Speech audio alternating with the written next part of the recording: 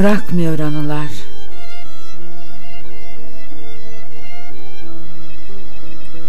Bugün bir buruk iç çekişlerim, ne de payeme düşen sevgilerim. Huzur vermedi serzenişlerim.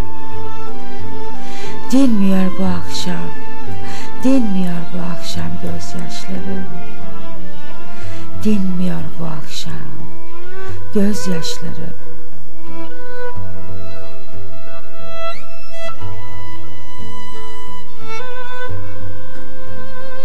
Bir uğultu, bir sis, yanıyor kalbim.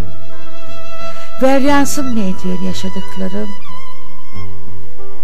Sensizliğedir benim de isyanım. Bitmiyor bu akşam, bitmiyor bu akşam hiç acılarım. Bitmiyor bu akşam hiç acılarım.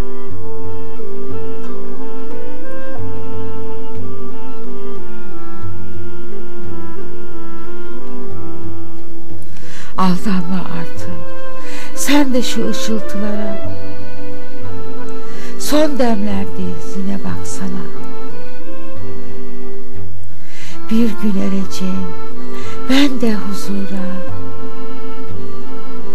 Bırakmıyor bu akşam, bırakmıyor bu akşam anılarımda.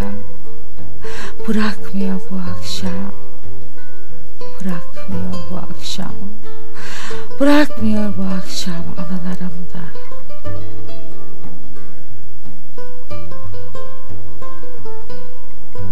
Nihal.